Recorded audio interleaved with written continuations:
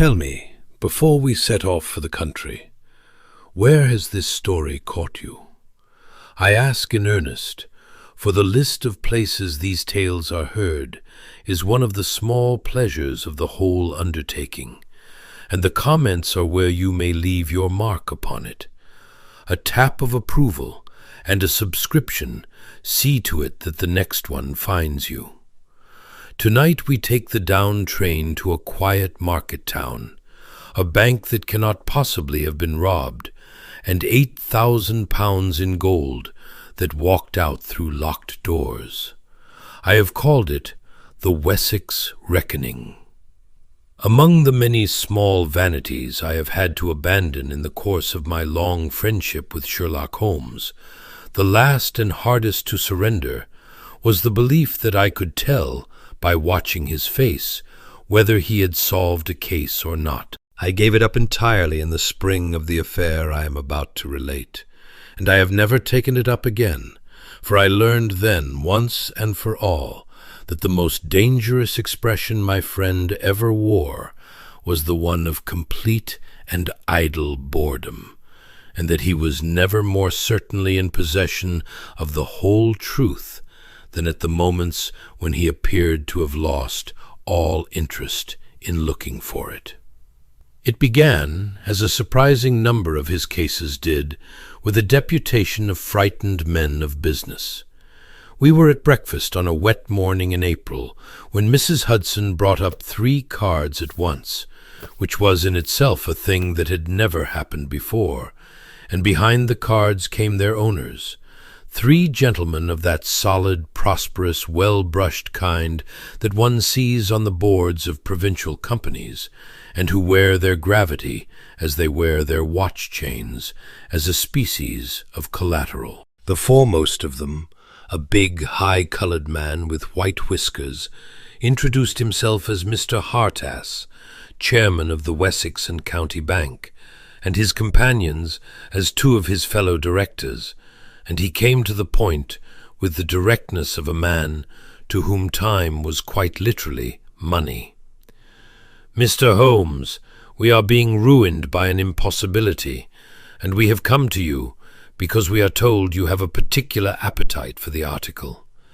£8,000 in gold has been stolen from the strong-room of our branch at Maunby in the night of Tuesday last, and it cannot have been stolen, and it is gone.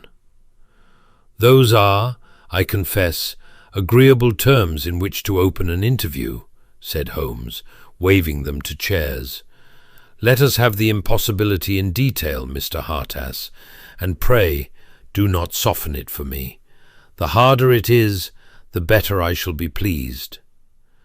Mr. Hartass sat and planted his hands upon his knees and laid it out. Our Maunby branch is a small country establishment in an old building in the market square, but it holds a considerable gold reserve, for it serves the corn trade of half the county, and there is much cash moving at the quarter. Farmers, sir, do not care for checks and drafts. They like to see the coin, and to be paid in it, and a country bank that would keep their custom must keep gold, and a great deal more of it than a town office of the same size. The reserve is kept in an inner safe of the best modern make, which stands within the strong room, which is itself a chamber of brick and iron behind a door fitted with a time lock. Do you understand what a time lock is, sir? A lock that cannot be opened, even with the correct key, save between certain hours set upon a clock within it, said Holmes, so that the strong room stands sealed from the closing of the bank until the morning, and no key, no threat, no violence to any officer can open it in the night, because there is no man living who can open it in the night. It opens itself at 7, or it does not open at all. Precisely so. Ours is set to seal at 4 in the afternoon, and to release at 8:30 in the morning. Between those hours, that door will not open for the Queen herself. You may stand before it with the key in your hand, and every good reason in the world, and it will not stir until the clock within says it may." Hartas drew a breath. On Tuesday, the branch closed as usual. The strong room was sealed at 4, the time lock set, in the presence of the manager and the chief clerk, both of whom will swear the gold was then in the inner safe, for it was handled in the ordinary course of the day. On Wednesday morning the door released itself. At 8:30, the manager opened it before witnesses, and the inner safe stood open and empty of gold. 8,000 sovereigns gone. And Mr. Holmes, the chairman, leaned forward. The time lock had not been tampered with. The clockwork was intact and running true. The door had not been opened in the night. The mechanism records the fact, and our own maker came down from London and examined it and has staked his reputation upon it. The inner safe was not forced. There was not a scratch upon it. It was opened with its key. And the key to the inner safe, sir, is held in 2 halves by 2 officers who live at opposite ends of the town, and neither half is of the smallest use without the other. And both officers swear their halves never left them, and were never brought together, from the closing on Tuesday to the opening on Wednesday. You have questioned them separately and pressed them. The county inspector has, and I have myself. They are honest men, both, and their accounts do not shake.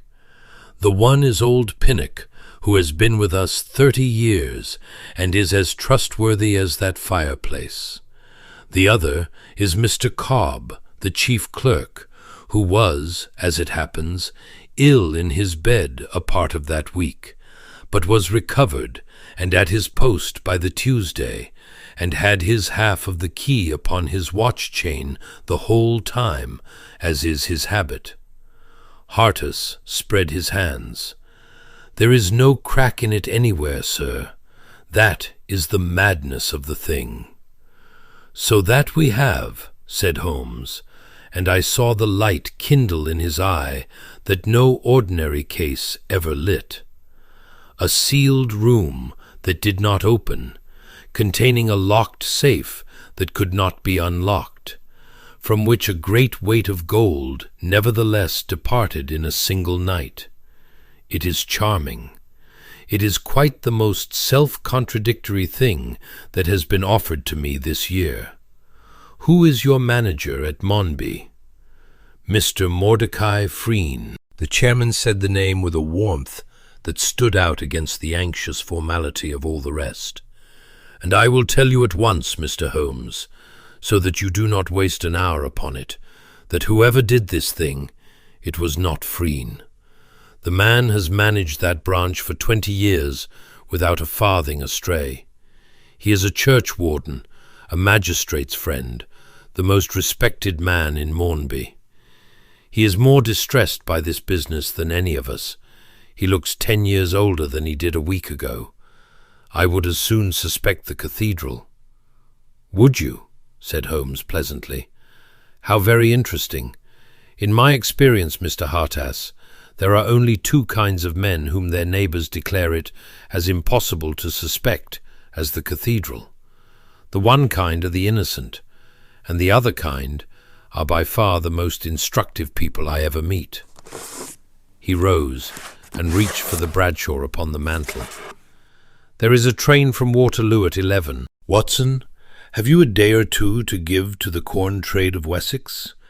I've a strong desire to see a room that nobody entered, and a safe that nobody opened, and above all, to make the acquaintance of a man whom it is as impossible to suspect as the cathedral." Maunby proved to be one of those small, snug, self-satisfied market towns that the railway has touched without waking. A square of Georgian brick about a weathered market cross, a great grey church whose tower stood up over the roofs and could be seen for miles across the flat corn country. An inn called the Corn Exchange with a swinging sign, and over all of it the settled, comfortable dullness of a place where nothing has happened since the Civil Wars, and nothing is expected to happen again. It was market day when we came, and the square was full of pens and hurdles, and the lowing of beasts, and the slow talk of farmers in gaiters, and the whole place had that air, at once sleepy and shrewd, of an old agricultural town that has been quietly counting its money on the same spot for 400 years, and means to go on doing so. The Wessex County Bank stood on the north side of the square, a dignified old building of blackened stone, with a good deal of brass about its door, and a pair of stone urns above it, the very image of solidity and trust. And it wore, that grey afternoon, behind its respectable front, the hushed and shocked and faintly furtive air of a decent house in which there has lately been a death that nobody quite likes to speak of. Mr. Mordecai Frean received us himself, and I studied him with some care, for I had already learned from Holmes to distrust a man too warmly vouched for. He was a spare, upright, grey-headed man of about 60, dressed in sober black, with a long, clean-shaven face, a pair of steady grey eyes behind gold spectacles, and the quiet, weighty, unhurried manner of a man who has spent 40 years being trusted with other people's money, and has come to carry the trust about him like a robe of office. Everything about him spoke of a settled and unimpeachable respectability. The sober coat brushed to a shine at the elbows, the heavy watch chain, the small gold cross upon it that marked the churchman, the very deliberateness with which he moved and spoke, as of a man who had never in his life done a hasty or an unconsidered thing. He was, I thought, exactly what the chairman had described, the pattern of a country banker, the sort of man whose word in such a town would outweigh a stack of Bibles. And he was, plainly, deeply shaken. His hand was cold when he shook mine, and there was a grey, sleepless look about his eyes, and once or twice as he spoke, his voice went unsteady, and he mastered it with a visible effort. He had, too, a way of pressing his thin lips together and passing a hand across his brow that was very affecting, and that spoke, or seemed to speak, of a proud man holding hard to his composure under a blow that had shaken the foundations of his life. I watched him, and I own that everything I saw disposed me in his favor, and that I began already to feel the injustice of Holmes's careless words in Baker Street about men whom it is impossible to suspect. "You cannot know, Mr. Holmes, what this has been to me," he said, when he had taken us into his private room and shut the door upon the whispering clerks. 20 years I have kept this branch, and never a shilling wrong, and now—" He pressed his lips together, and it was a moment before he went on. "It is not the money, though God knows the money is dreadful enough. It is that it happened here, in my care, under my own hand, and I cannot for the life of me tell you how. I have not slept. I go over it and over it in the small hours. The door was shut, the clock was set, the keys were apart, and the gold is gone." He took off the gold spectacles and polished them, a little blindly, and put them on again. "There are men in this town, Mr. Holmes, who have banked with me for 20 years, and would put their whole fortune in my hand without a receipt. What am I to say to them now? That their bank has been robbed while I slept, and that the cleverest men in London cannot tell how. I am 61, sir. A thing like this, at the end of a clean life, is very hard." He looked up, and there was something almost like appeal in the steady grey eyes. "They tell me you can see what other men cannot. I pray that it is true, for I am at the end of my own wits, and there is a shadow over this house that will not lift until the thing is understood." "Then let us go and look at the room that did the impossible thing," said Holmes, "and see whether it will confide in us." The strong room lay at the back of the bank, down a short flagged passage. A heavy door of riveted iron set in a frame of brick, standing now open, with the great brass drum of the time lock let into its inner face. Holmes went over it with the reverent attention I had seen him give to every fine mechanism, kneeling before the time lock, examining the bolts, the hinges, the frame, the seating, with his lens close against the metal. He was there a long while, and I watched him with the old familiar pleasure, for there is no sight in the world quite like Sherlock Holmes at the beginning of a hunt. The long back curved, the thin fingers traveling over cold iron with the delicacy of a physician, the whole restless force of the man gathered and stilled into the single act of seeing. He tested the bolts with his fingertips. He breathed on the bright steel of the lock plate and studied the filming of it. He took a lens to the 4 great hinges, one after another, and to the brass drum of the clock, and to the little glazed window through which its dial could be read. He asked Frean, without looking up, at what hour the mechanism had been examined by the maker's man, and whether it had been touched since, and was answered, and grunted, and went on. Then he passed within, to the inner safe, a squat green-painted strong box of the newest pattern, its door likewise open, its interior shelved and empty, and gave it the same minute and silent attention. The keyhole, the wards, the bright unmarked metal about the lock, the shelves where the gold had stood. He drew a fingertip along one shelf and looked at it. He knelt at the last upon the flagged floor of the strong room itself and went over it, the dust of it, the boot marks in the dust, with a concentration that seemed to me at the time wholly out of proportion to a bare stone floor.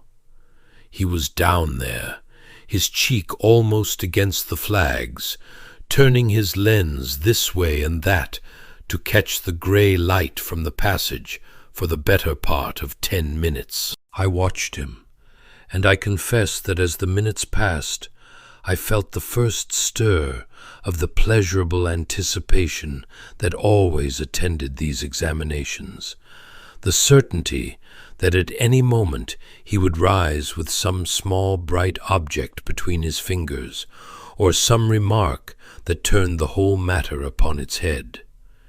He did neither.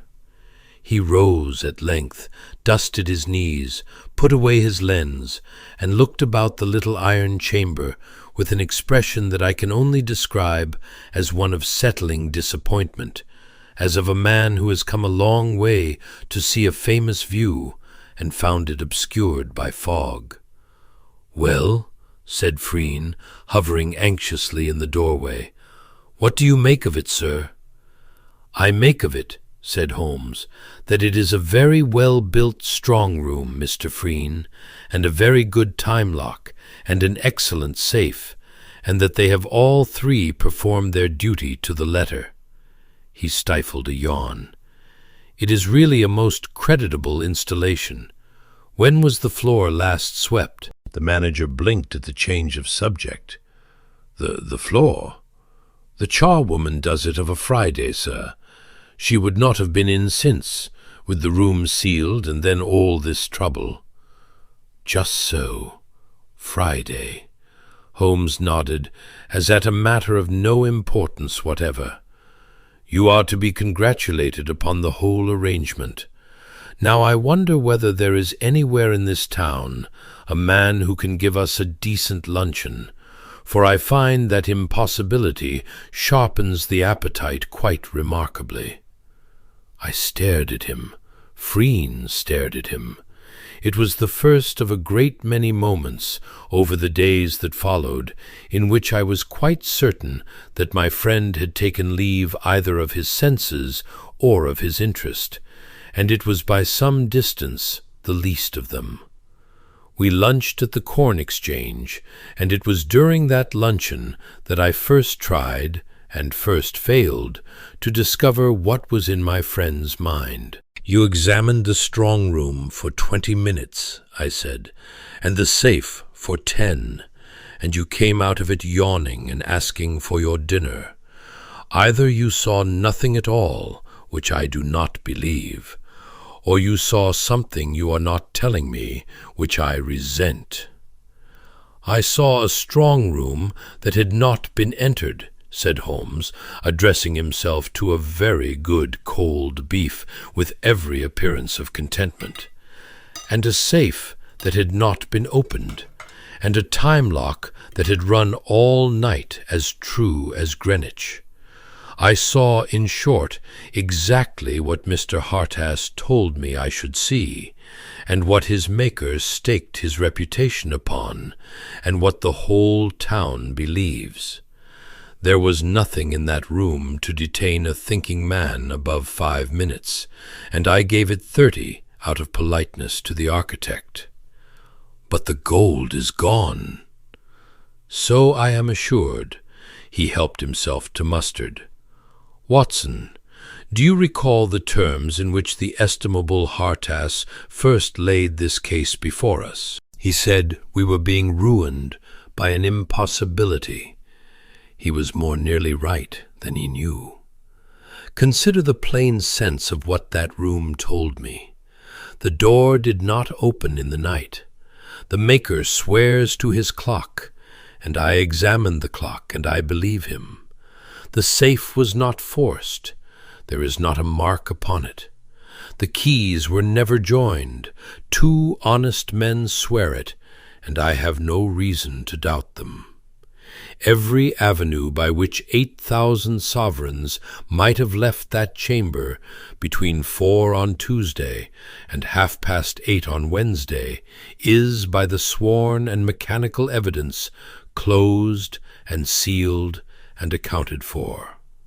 Now, when a man of sense examines a sealed vessel and finds upon the best evidence that nothing could have come out of it, there are precisely 2 conclusions open to him, and only 2. He held up his fork. The first is that a miracle occurred. The second is that the thing which is said to have come out of it was never in it. I do not, as a rule, back miracles. They pay poorly, and they are very hard to arrest. "They believe a thief got in," I said slowly. "They believe a thief got in, and to believe it, they must swallow 3 impossibilities at a draught. That a man beat a time lock without marking it, and joined 2 keys that were never in the same parish, and carried 100 weight of gold out through a sealed building without a sound. 3 impossibilities harnessed together to drag a 4th. And there stands beside them 1 perfectly ordinary human possibility that asks me to believe nothing impossible whatever, that there was no thief, because there was nothing left to steal.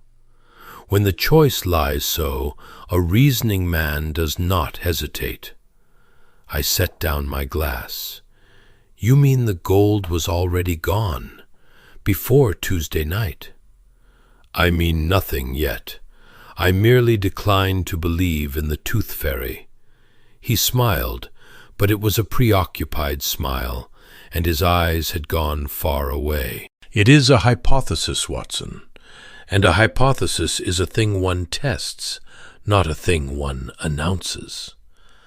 But why, you will say, should a man go to such elaborate lengths? If the gold was gone already, why not hold his tongue and let the loss come to light of itself? He turned his glass slowly by the stem. Because it was going to come to light, on a day he knew, in a manner that would point straight at one man. That is the joint of the whole affair, and I have not yet the last piece of it, and until I have it, I shall say no more. But you asked why I lost interest in that room, and there is your answer. I lost interest in it because it had told me everything it knew within the first 5 minutes, and everything it knew was that the interesting part of this case is not in the strong room at all. It never was. The strong room is the one part of this affair that is exactly what it appears to be. It is the rest of it that will repay looking at, and the rest of it is not made of brick and iron. It is made of paper and of a man. He pushed back his plate. And now I am going to look at a church. I could get nothing further out of him.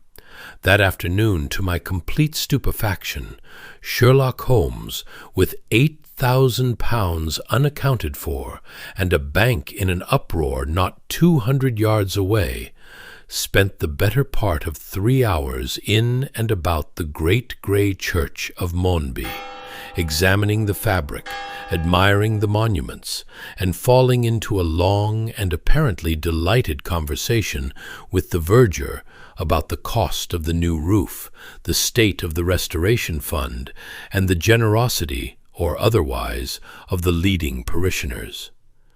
I trailed after him in a condition of rising exasperation, and when at last we came away into the grey evening, I said something short about grown men and their hobbies. "You are quite right to be annoyed," said Holmes cheerfully. "It is a very unbecoming way to conduct an investigation, and I recommend it to no one who wishes to seem industrious. And yet, Watson, I have learned more this afternoon from a verger and a subscription list than I should have learned from a week in that strong room." He was in high good humor, as he always was when a thing had begun to move for him. The verger is a treasure. There is no better informed man in any English parish than the verger, for he sees the whole of the congregation from behind, which is the angle at which people are most themselves, and he knows to a shilling what every pew in the church has given to every fund these 30 years, and he holds strong views upon all of it. Did you know, for instance, that the restoration of the church tower was very largely paid for 3 years ago by the open-handed generosity of Mr. Mordecai Frean, who gave £400 to it out of his own pocket, and was thanked by name from the pulpit, and has a little brass plate in the porch to say so to all posterity. A generous man. What of it? £400, Watson. Holmes stopped in the middle of the wet path and looked at me. Consider it.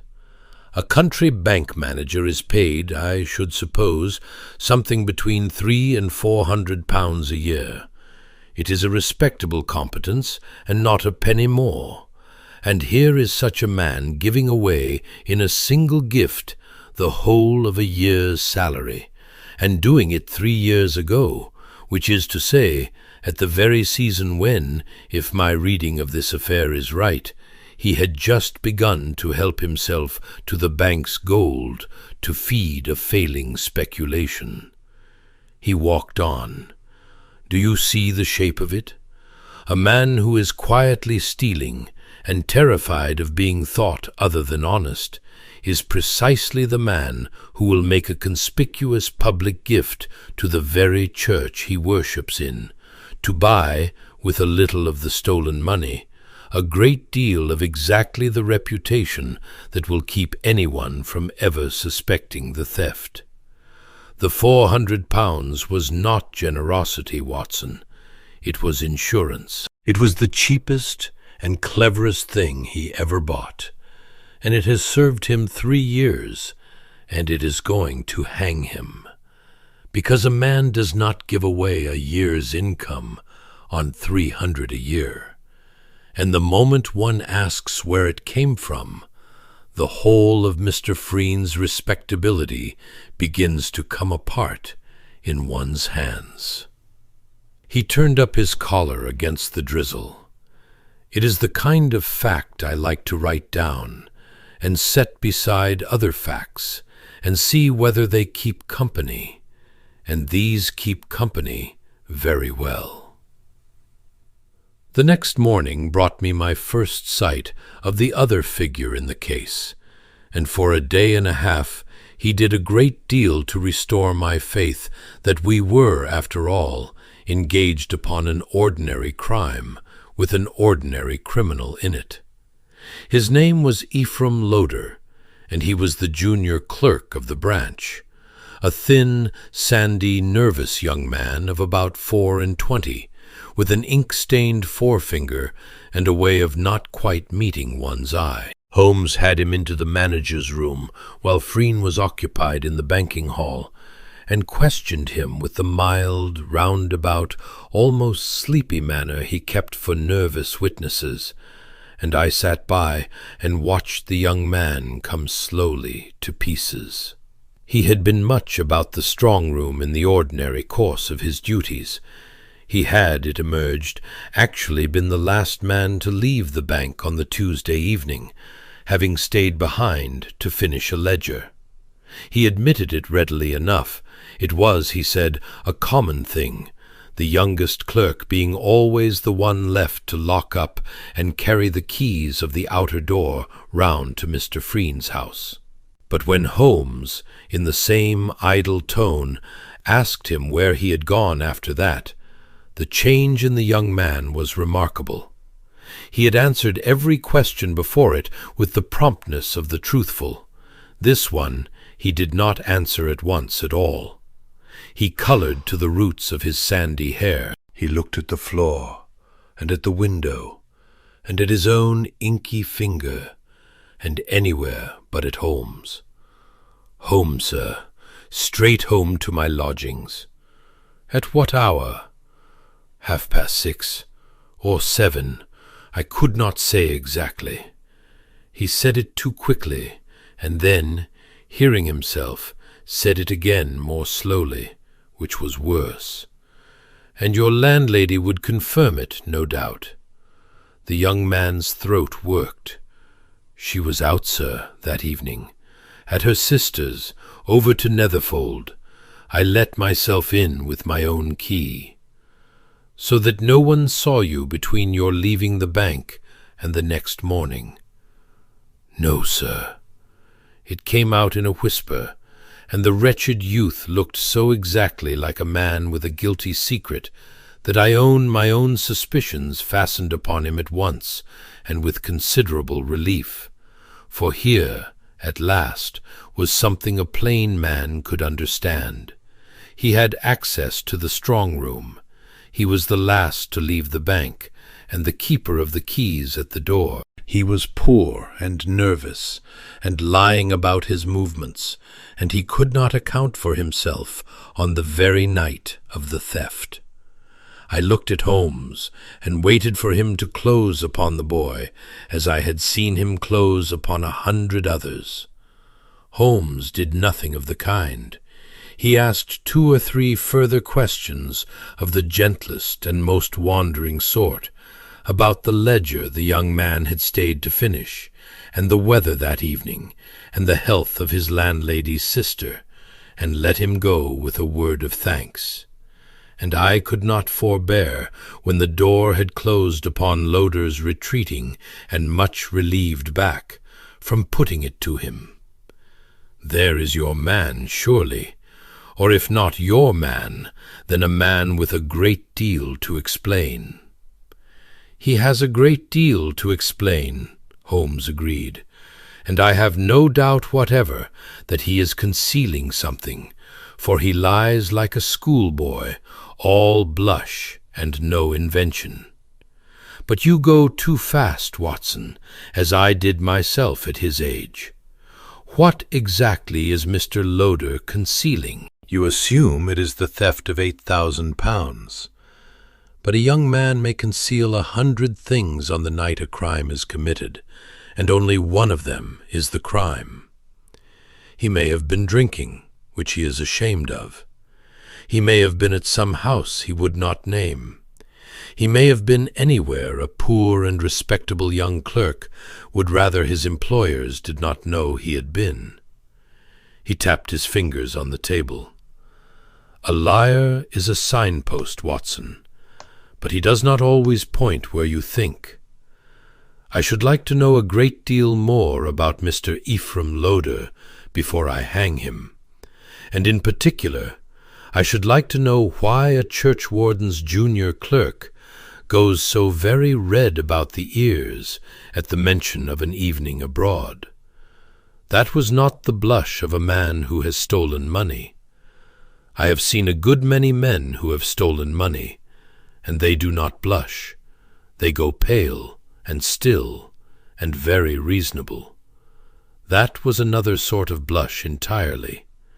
There is a woman in it, or I am no judge of the article." For the next 2 days, Sherlock Holmes did, so far as I could see, nothing whatever to earn the very substantial fee that the Wessex County Bank was paying him, and I have never spent 2 more trying days in his company.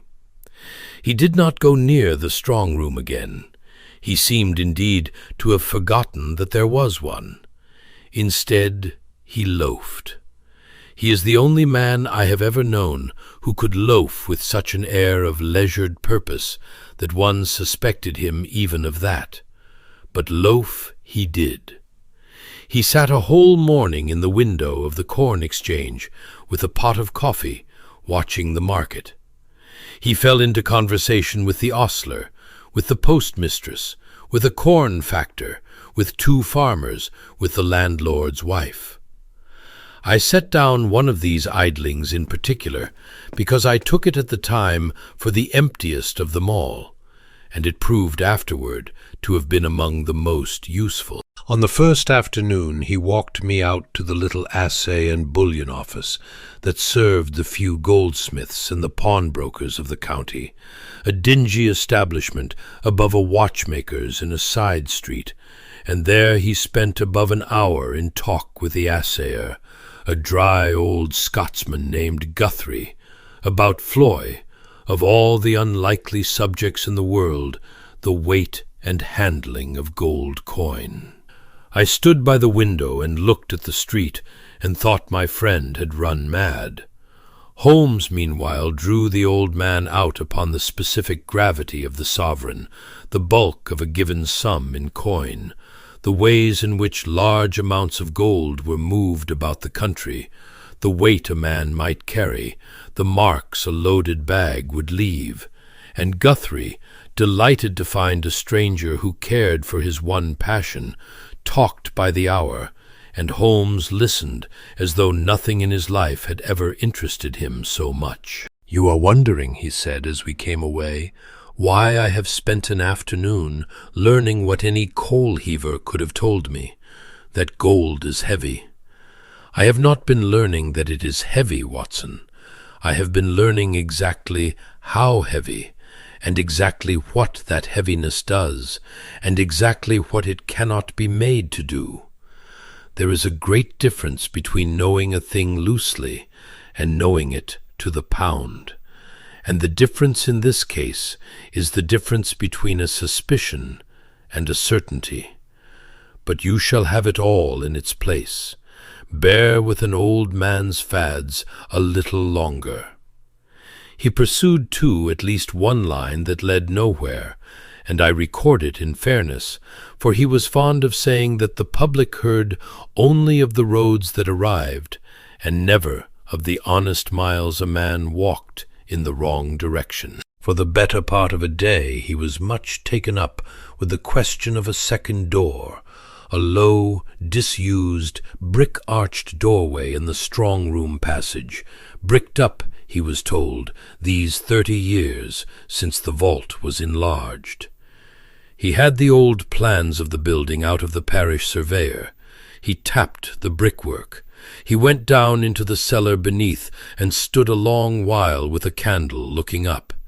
And in the end he satisfied himself that the bricking was genuinely old, the mortar of a piece with the rest, undisturbed since long before Frean's time, and that no living soul had passed that way. And he abandoned the notion entirely, and was, I thought, rather pleased than otherwise to have killed it, for he said that a hypothesis disproved was 2/3 as valuable as one confirmed, and a great deal commoner. He walked out to the churchyard again and read the stones, and on the second afternoon, having obtained through Mr. Hartass an order upon the branch, he shut himself into a back room with the bank's ledgers going back 3 years, and did not emerge until the lamps were lit, at which point he came out grey with dust, cheerful as a sandboy, and entirely uncommunicative. "Well?" I demanded for the 3rd or 4th time. "Well, the corn trade of Wessex is in a sound condition. The postmistress's rheumatism is no better, and the coffee at the Corn Exchange is a disgrace to a Christian country." He stretched his long arms above his head. "Patience, Watson. I am gathering wool, and a great heap of it, and presently I shall spin it."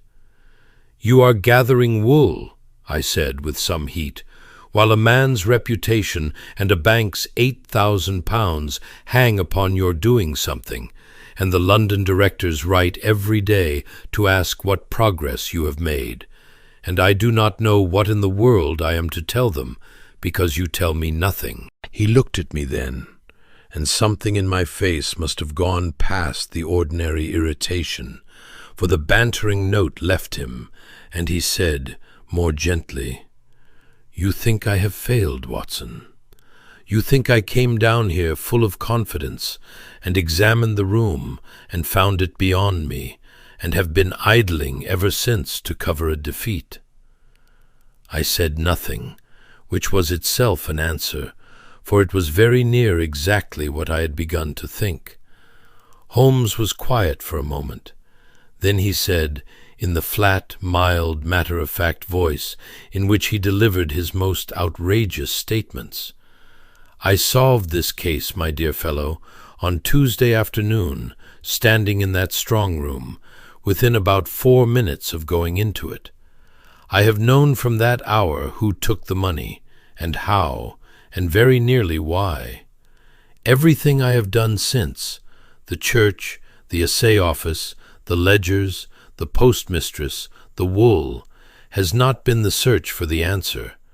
It has been the search for the proof." "Those are 2 entirely different labors, Watson, and the second is by far the longer, and it is the one that cannot be hurried and cannot be shown, and that makes a man look most exactly like a fool at the very moment he is being most useful." I sat down slowly. "You have known since Tuesday?"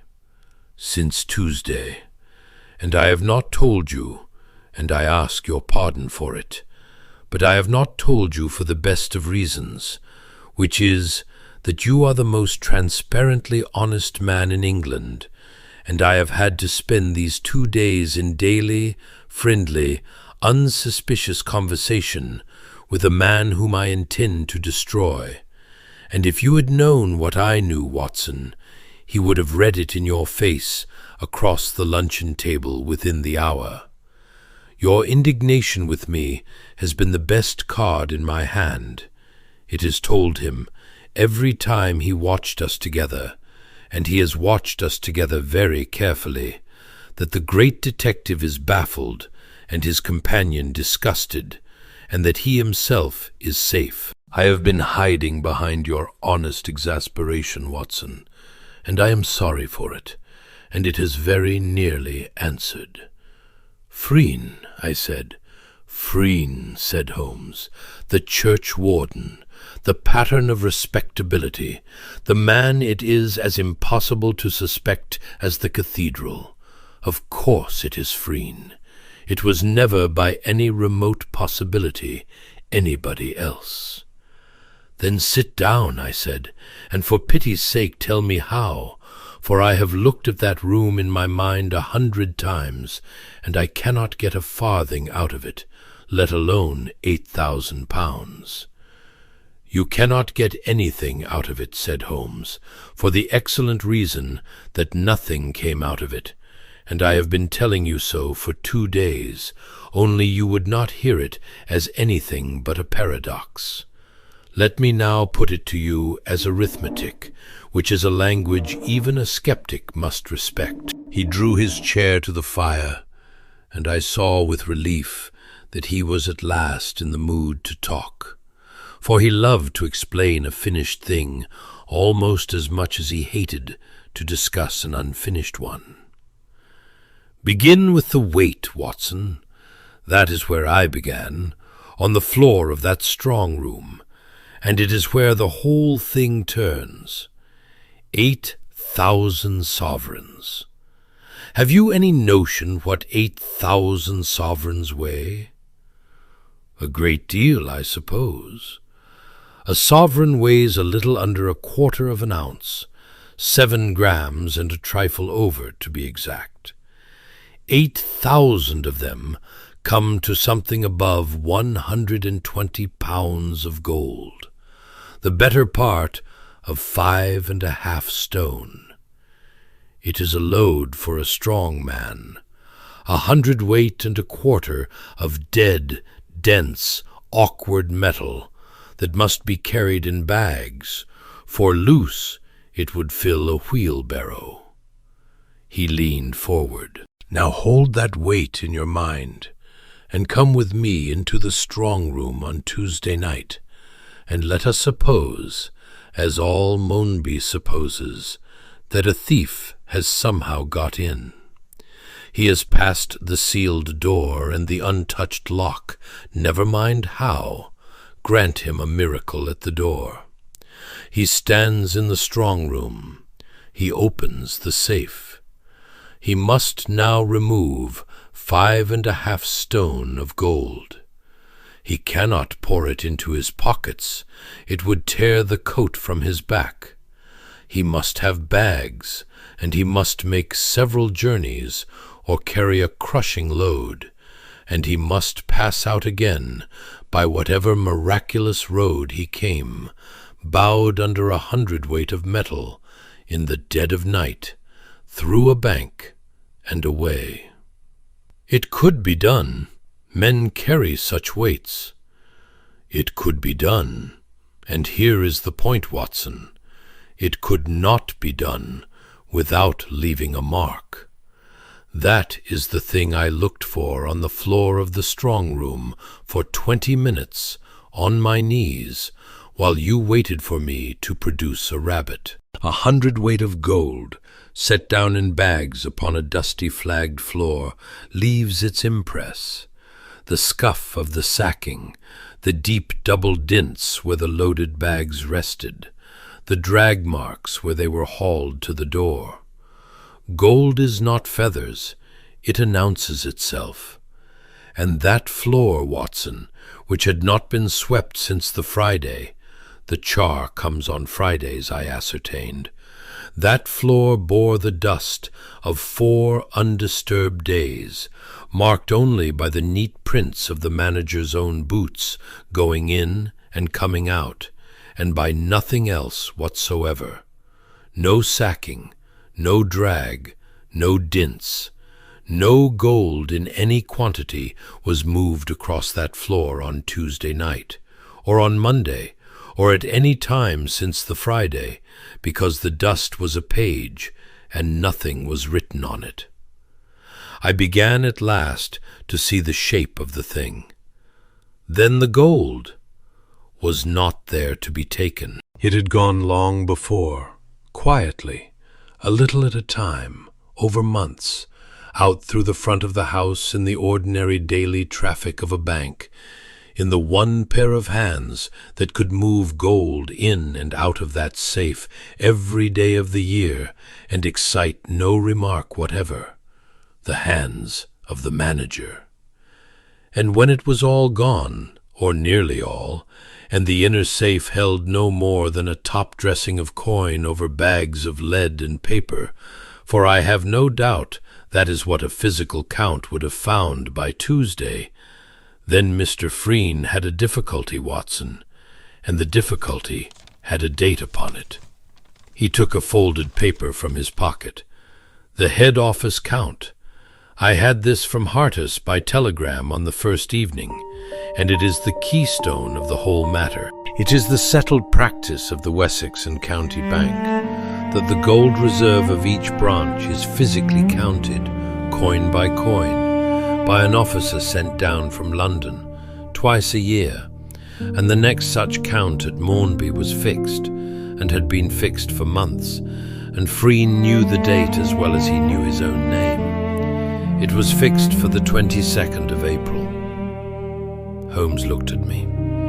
The robbery was discovered on the morning of Wednesday the 9th. He had a fortnight, Watson. A fortnight before a man from London would come down and count the gold coin by coin, and find something above 7,000 pounds of it, replaced by lead and paper.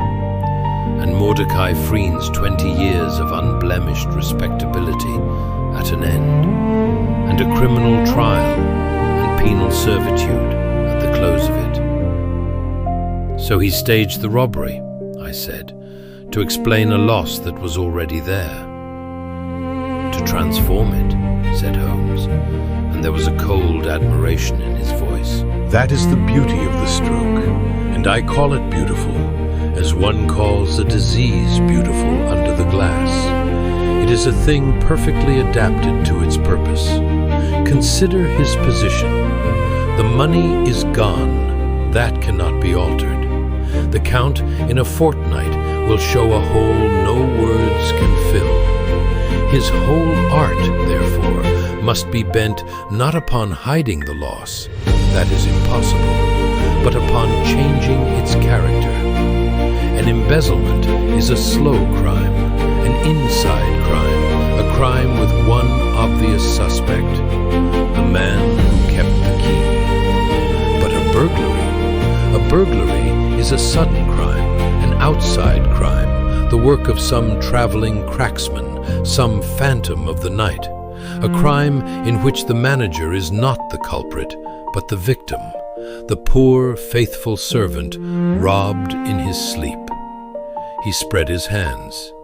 He could not make the gold come back, but he could make it have left on Tuesday night, all at once, by the hand of a stranger, instead of over 3 years, by his own. And a bank whose gold is stolen by a burglar calls in Sherlock Holmes and the county police and weeps upon their shoulders.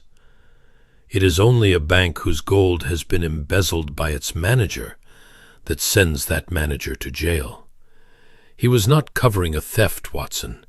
He was changing its name from his own to nobody's. But the Count, I said. You spoke of a Count, not the one from London, an earlier one. Ah, you have put your finger on the proof, Watson, which is a different thing from the explanation, and a great deal more useful in a court of law. Holmes's eyes gleamed. It is all very well for me to reason that the gold left slowly and not at once. Reasoning does not commit a man for trial. A clever counsel will make reasoning look like a conjurer's patter before a country jury. What hangs a man is a fact he cannot get round, and Mr. Frean, in his one anxiety, has been so obliging as to furnish me with one. Reflect. If Frean is to make his tale hold, he must be able to say, he must have it written down, in the books, in black and white, that the gold was present and correct at some recent date, and has therefore vanished since. A loss must have a beginning. He cannot let it be thought the reserve was never checked, for then the London count would simply reveal a hole of unknown age, and the questions would begin. So he needs a reconciliation, a formal count of the reserve, dated as lately as he dares, showing the 8,000 all present, so that his burglary has something to steal. And he has one. It is entered in the strong room register in his own hand, a full count of the gold reserve, £8,040, checked and correct, dated the 4th of April, 5 days before the robbery. He paused. And the practice of the bank, Watson, laid down in its own regulations, is that no such count is valid unless it is made by 2 officers together and witnessed by both. The register has a column for it. And the second officer, whom Frean has entered as present at the count of the 4th of April, and whose initials stand beside his own, is the chief clerk, a Mr. Cobb. Then Cobb will confirm it, and there is your difficulty. Cobb, said Holmes softly, was in his bed with a quinsy from the 2nd of April to the 8th, attended by Dr. Pardoe of the Market Square, who has his visits booked in a day-book that I was privileged to glance at yesterday afternoon, while its owner fetched me a most unnecessary glass of sherry. Mr. Cobb did not set foot in the bank on the 4th of April. He could no more have witnessed that count than I could. The count never took place. It is a fiction, written up after the event by a frightened man who needed a date to have been robbed from, and who did not dare use a real count because a real count would have shown the gold already gone. He sat back. There it is, Watson, a physical count of a reserve that was not there, witnessed by a man who was home in bed with his throat bound up.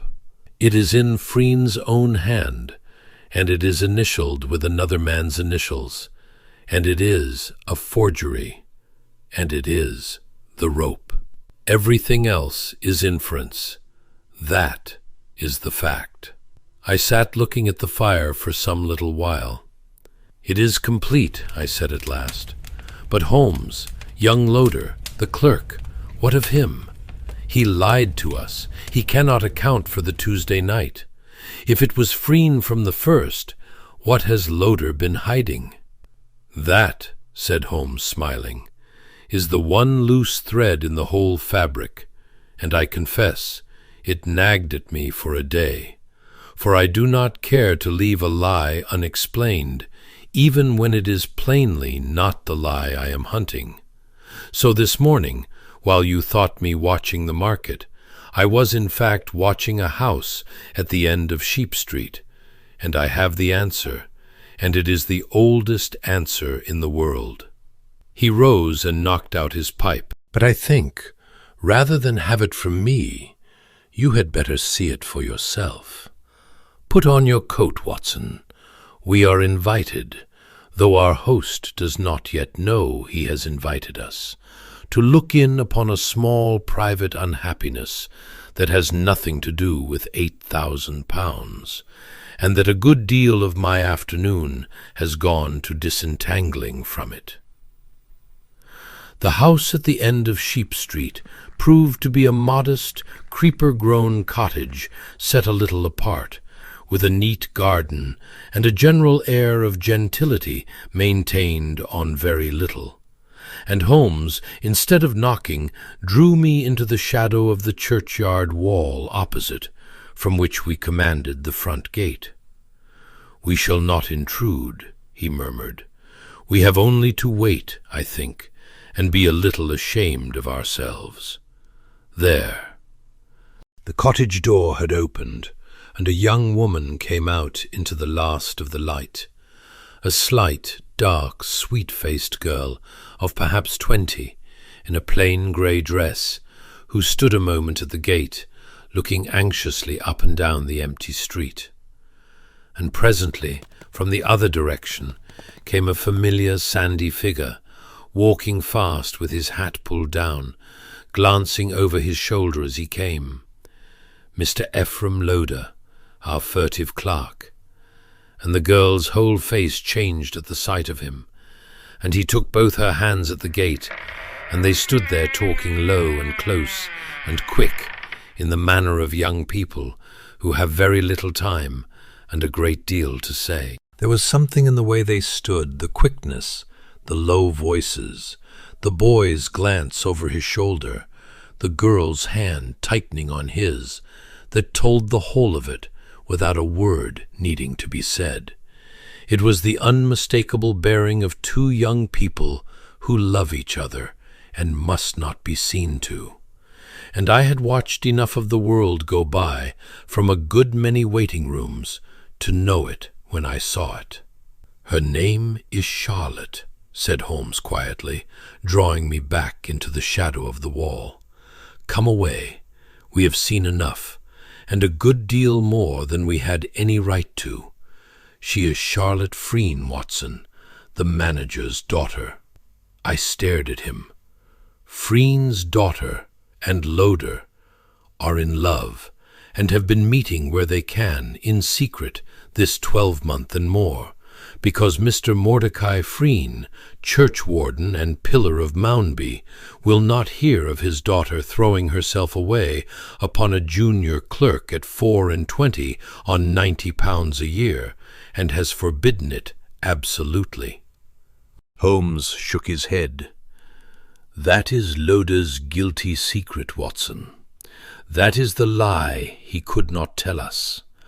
On Tuesday night, when he left the bank last of all, he did not go home. He came here, to this gate, to snatch half an hour with Charlotte Frean, while her father was at a vestry meeting. And being a poor and honourable young man, who knew that to name the girl would be to ruin her in the town and enrage her father past all hope, he chose instead to stammer and blush and lie about his movements to two strangers, and to let himself look like a thief rather than let her name be spoken." He sighed.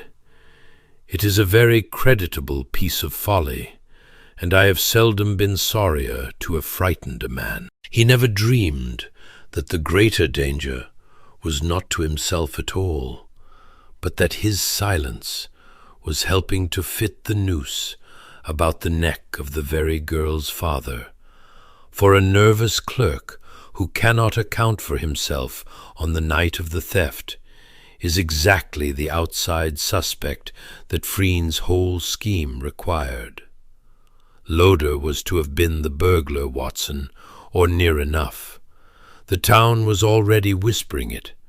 Frean has been most gently and regretfully encouraging the whisper. "His own daughter's sweetheart," I said with some disgust.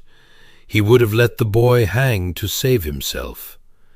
He would have let the boy be suspected, which in a town like this is a kind of hanging, and lost him his place and his character, and incidentally removed him forever as a suitor.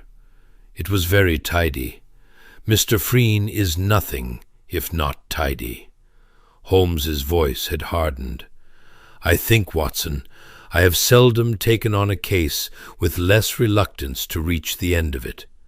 Come, tomorrow the directors come down from London, and we shall bring this tidy gentleman his reckoning."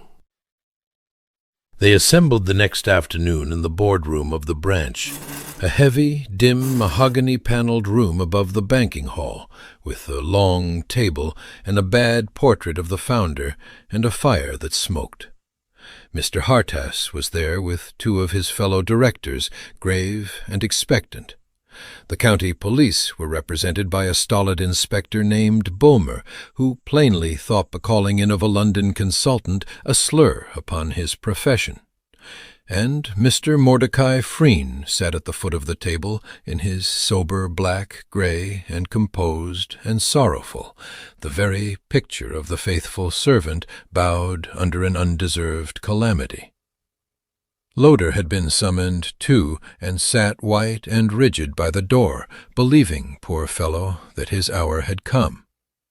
Holmes had asked me to say nothing, and I held my peace, but I watched Frean, and I marveled. There was not a tremor in the man. He met Holmes's eye with a grave and mournful courtesy. He had brought the strong-room register with him, and his account-books, and laid them ready to his hand, the very model of a manager anxious to assist.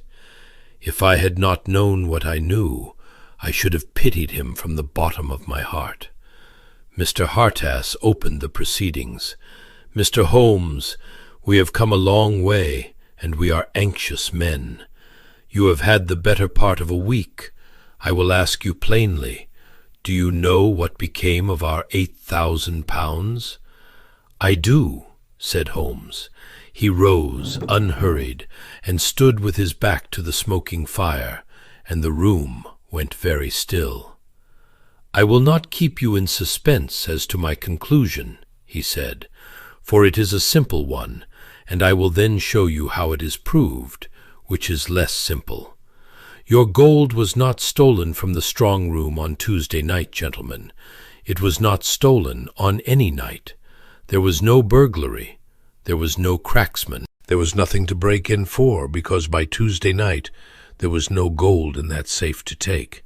It had been abstracted, coin by coin, month by month, over a period of about 3 years, by an officer of this bank, who handled that reserve every working day, and the events of Tuesday night were a performance got up by that same officer to persuade you that a slow and private theft of his own was a sudden and public theft by a stranger, and to persuade you of it 5 days before the head office count of the 22nd would have laid the whole truth bare. There was a stir about the table. Inspector Bulmer sat forward, and Mr. Frean lifted his grey head and said, in a voice of pained bewilderment that was very nearly perfect, "Mr. Holmes, I have given 20 years to this bank. I do not know whether to be more astonished or more grieved. Are you accusing me?" "I am," said Holmes. "Then you will do me the justice," said Frean, still with that grave, wounded dignity, "of proving it before these gentlemen, and not merely asserting it. For assertion is cheap, sir, and a man's good name is not." "Willingly," said Holmes, "and I am obliged to you for asking, for it is exactly what I propose to do. Let us take your performance, Mr. Frean, in its parts. You reported a robbery from a sealed strong-room. Now a robbery means that something was carried out, and I would have this board grasp, before all else, what that something weighed." He laid a hand flat upon the table. 8,000 sovereigns are not a thing a man slips into his coat. A sovereign weighs a fraction under 1/4 of an ounce. 8,000 of them come to above 100 weight and 1/4, 5½ stone of dense, dead, awkward metal, as much as a well-grown boy, that cannot be poured into a pocket, but must be bagged and lifted and set down and dragged and carried out in relays or in one back-breaking load. Hold that in your minds, gentlemen, not a purseful, but a barrow load, and then consider the floor. He turned to the chairman. That strong-room floor is of stone flags, and it had lain unswept since the Friday before the robbery. The charwoman comes on Fridays, and the room was sealed, and then all this trouble came, so that by the Wednesday it was 4 days deep in undisturbed dust. I examined it, Mr. Hartass, upon my hands and knees for the 10 minutes that Dr. Watson here supposed I was wasting. It bore the boot prints of Mr. Frean, going in on the Wednesday morning and coming out. It bore no other mark of any kind whatever, no scuff of sacking, no deep double dints where a loaded bag had rested, no long drag marks hauling a weight to the door. Now, gentlemen, 100 weight and a quarter of gold cannot be taken across a dusty floor and leave that floor a blank. It is a physical impossibility. The thing announces itself in the dust as plainly as a signature. That floor was a sheet of paper, 4 days blank, and nothing was written on it.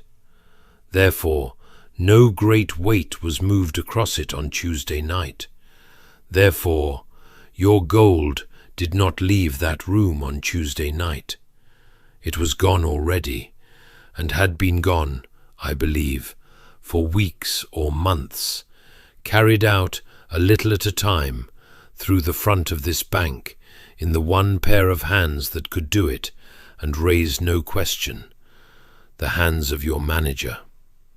Frean's face did not change, but I saw his hand upon the table close very slowly upon nothing. That is the explanation, Holmes went on, and I do not ask the inspector to arrest a man upon dust. So let us come to the proof, which is in your own hand, and which you brought into this room yourself. He held out his hand. The strong-room register, if you please. For the first time the manager hesitated. It was the briefest check, a flicker. Then he passed the book up the table with a steady hand, and Holmes opened it where a slip of paper marked the place. Here is an entry, gentlemen, in Mr. Frean's hand, a full physical count of the gold reserve, 8,040 pounds, checked and correct, dated the 4th of April, 5 days before the alleged robbery. It is the foundation stone of the whole tale, for without a recent count showing the gold present, there is nothing established to have been stolen, and the regulations of this bank require that such a count be made and witnessed by 2 officers together. The register provides for it. Beside Mr. Frean's signature, witnessing this count of the 4th of April, stand the initials of the chief clerk, Mr. Cobb. He looked down the table. Is Mr. Cobb in the building? I think he should be sent for.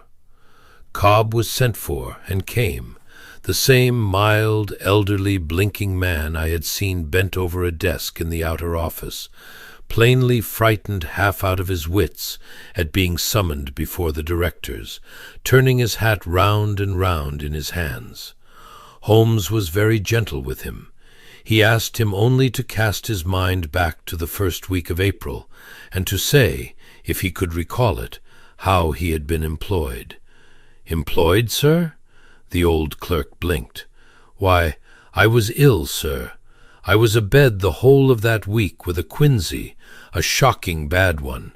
Dr. Pardo came to me twice and spoke of lancing it, only it broke of itself, thank God. I was away from the bank from the Monday to the Saturday. Mr. Frean was good enough to say I was not to think of coming in till I was fit. He looked round the grave faces in bewilderment. Have I done wrong, sir? You have done no wrong in the world, said Holmes. One thing more, and you may go. On the 4th of April, the Wednesday of that week, did you attend at this bank and assist Mr. Frean to count the gold reserve, coin by coin, and set your initials in the strong-room register as witness to the count? The old man's face was a study in honest astonishment. The 4th? But I've told you, sir, I was abed. I never counted anything that week. I never set foot here. I couldn't have witnessed a count. I couldn't so much as swallow. He turned to the manager in simple appeal. "Mr. Frean, sir, you'll remember, you sent me word yourself to stop at home." There was a silence, and in it Mr. Frean did not answer his chief clerk, and would not look at him, and the old man, feeling something in the room that he did not understand, faltered, and was gently sent out again. And those 3 words, "I was abed," had finished Mordecai Frean, for the count he had entered in his own hand, witnessed with another man's initials, had been made, the register said, upon a day its second witness had spent flat on his back, with his throat bound up, attended by a doctor whose day-book would swear to every visit. "The initials are a forgery," said Holmes into the silence, "written by the same hand that wrote the entry. Your hand, Mr. Frean, because the count of the 4th of April never took place. It never took place because it could not. A true count upon that day would have shown the reserve already gone, and that was the one thing in the world you could not permit the book to say. So you invented a count, and you needed a second officer to make it regular, and you chose the man who was safely absent in his bed and could be relied upon not to have been there, and forgot, in your care, that a man in his bed with a quinsy has a doctor, and that a doctor keeps a day-book, and that a day-book keeps no secrets." He closed the register. "That, gentlemen, is not inference. That is a false entry, and a forged witnessing in the accused man's own hand, in the bank's own register, and it will be quite enough."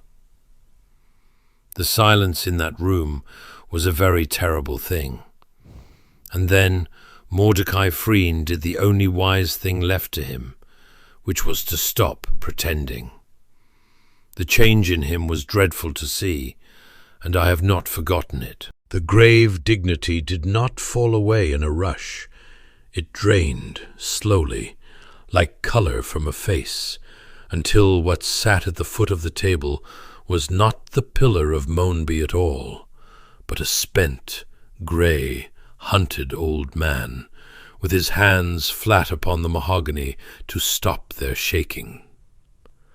For a long moment he said nothing, and the smoking fire hissed, and the bad portrait of the founder looked down, and every man in that room kept his eyes upon the ruin at the foot of the table, and was ashamed to. When Frean spoke at last, it was not to defend himself, nor to bluster, nor to appeal. The machinery of 20 years of careful management had simply stopped, and what came out was the plain truth, in a low voice, as though he were alone. "The tin," he said at last, to nobody, in a voice quite unlike the one he had used all week. It was the Cornish tin. He gave a small, dreadful laugh. 3 years ago. A sure thing, they told me. A mine that could not fail. I put in a little to try it, and it rose. And I put in more, and then it fell. And I put in more still to hold it up. You know the road, gentlemen. Half of you have walked a step or 2 of it yourselves. Only you had money of your own to lose, and I had not. He looked up, and his eye found Hartas. I never meant to keep a farthing of it. Every shilling I took I meant to put back when the shares recovered, and they never recovered. They only ever asked for more, and the hole grew, and the count was coming, and I— His voice cracked. 20 years, 20 years, and never a shilling wrong, and every man in this town lifts his hat to me. I could not be the man who took it. I could not. I would sooner have been the man who was robbed. And Loder? said Holmes, and there was no mercy in his voice now at all. "You would have let the town make a thief of that boy. You knew he could not account for his Tuesday, and you knew why. For it was your own daughter he could not name, and you let the whisper run." Frean flinched at that, and for the first time he could not meet an eye in the room. "I did not name him," he muttered. "I never named him." "No, you are far too careful a man to have named him. You merely left the door open and let suspicion walk through it. It is the same economy you showed with everything, Mr. Frean. You never do a plain, wicked thing where a tidy one will serve." Holmes turned from him, as a man turns from something he has finished examining. "Inspector, he is yours. I think you will find the greater part of the missing gold was never in Cornwall at all, but went to prop those shares through a broker in Truro, and is traceable. Mr. Loder," and here his voice changed entirely and warmed, "you may go to Miss Frean, and tell her that whatever else this dreadful day has taken from her, it has cleared you, and that no man in Maunby will look sideways at you again. It is a poor gift to hand a girl on the day her father is arrested, but it is not nothing, and in a year or two it may be a good deal."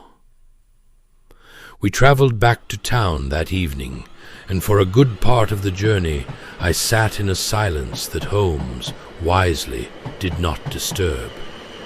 I was turning over the whole affair, and finding in it, along with the ordinary satisfaction of a thing concluded, a small private grievance that would not quite settle, and somewhere about Basingstoke it came out of me.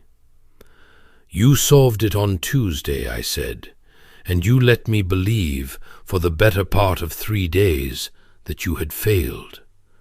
You let me write to the directors that you were making progress, when you had made all the progress there was to make. You let me trail you round churches and market squares, in a state of positive despair, thinking my friend had at last met a case too many, and all the while you knew."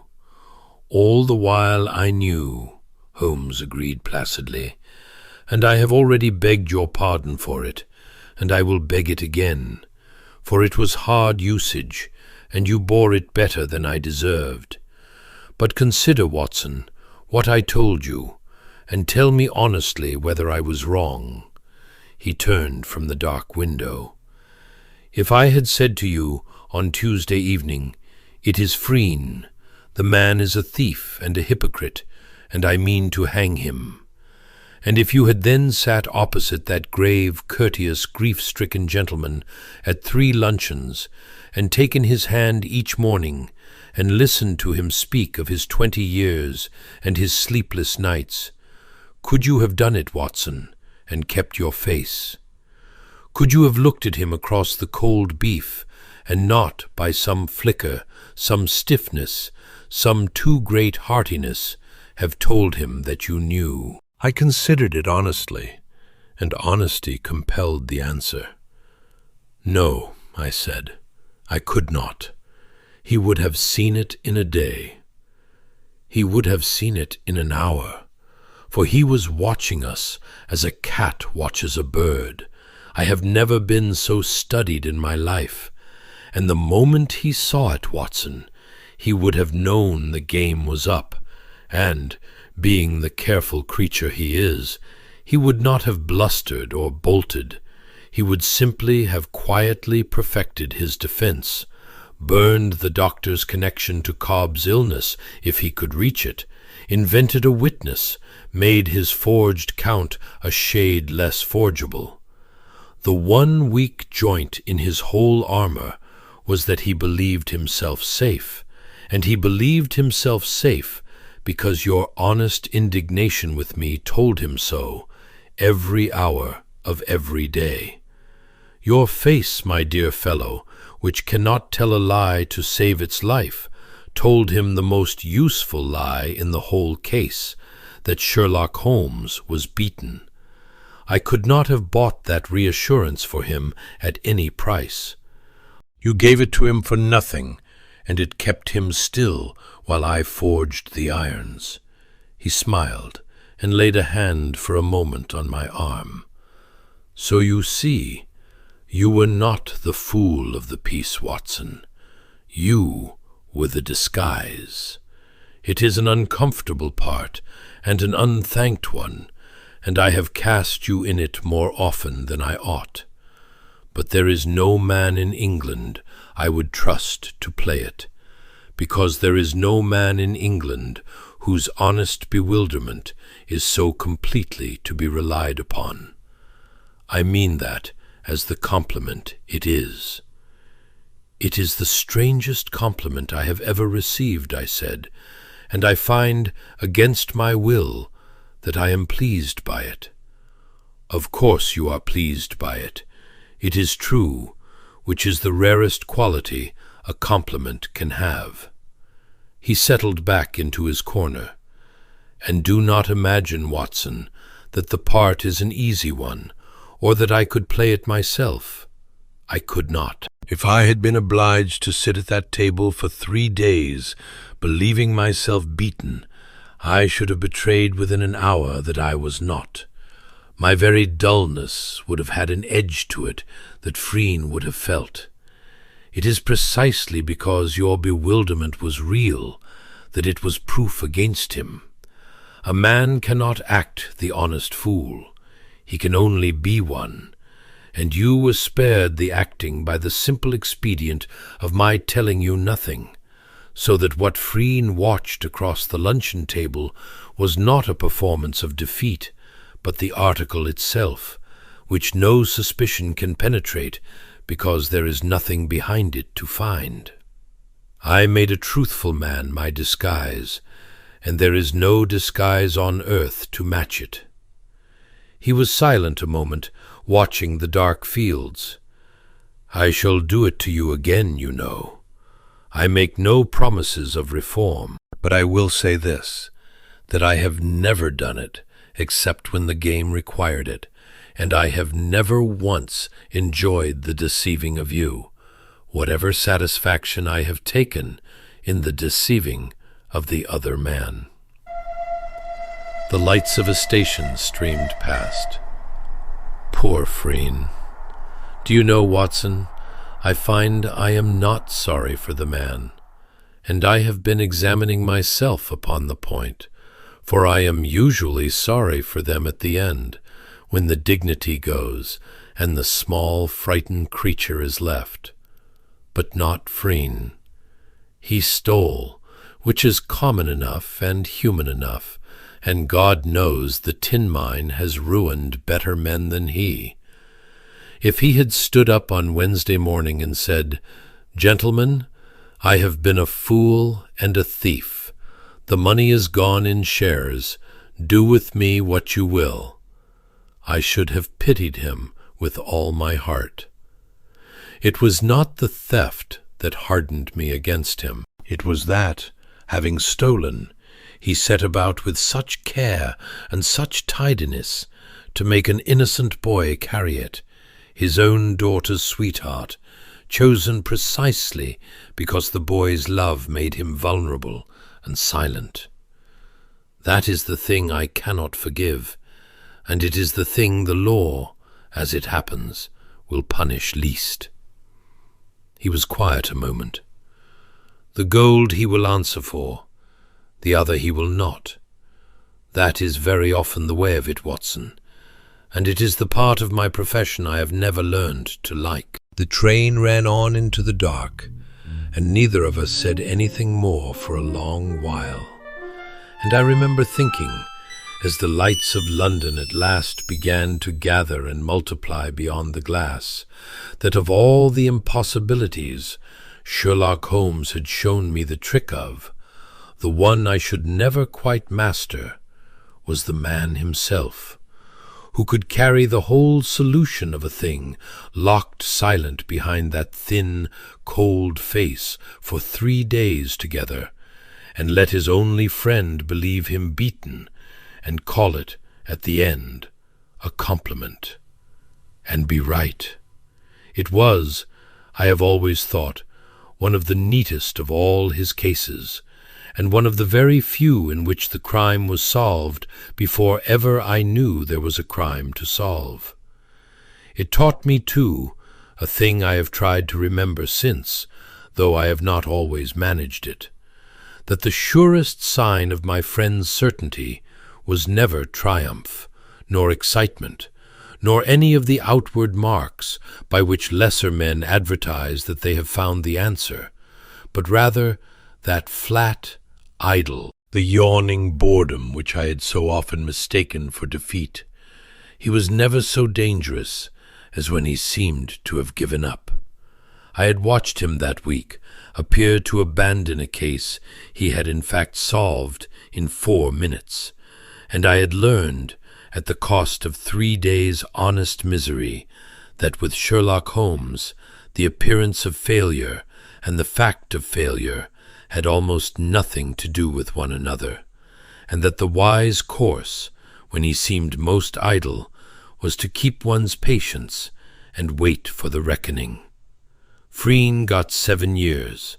The Cornish tin, I am told, is worked to this day, and has never yet paid a dividend to anybody. And young Loder married his Charlotte in the spring following, very quietly, in the great grey church whose tower her father's stolen money had helped to raise, which is either the bitterest irony in the whole business, or, as Holmes preferred to see it, the one clean thing that came of it, and I have never been able to decide which, and I have long since stopped trying.